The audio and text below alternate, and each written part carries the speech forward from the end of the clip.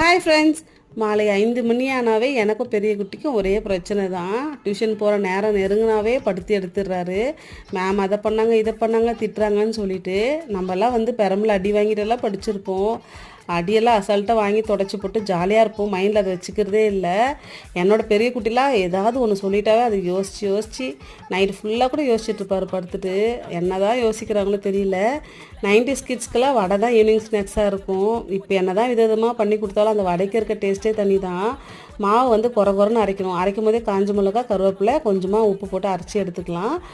சோம்பு, பச்சை மிளகா, வெங்காயம், நிறைய பூண்டு தட்டி போட்டுக்கலாம். நல்லா சூடான எண்ணெயில் பொரித்து எடுத்துக்க வேண்டியது தான். நம்ம போடும்போது எண்ணெய் சூடாக இருக்கணும்.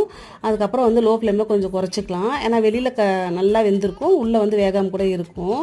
இதை விட எண்ணெய் வேணும் யாருமே இல்லை. மேலே போயிட்டு நல்லா இயற்கை ரசிச்சுட்டு சில்லுன்னு காற்று வாங்கிட்டு இன்றைக்கான டேவை சூப்பராக முடிச்சாச்சு. பாய்.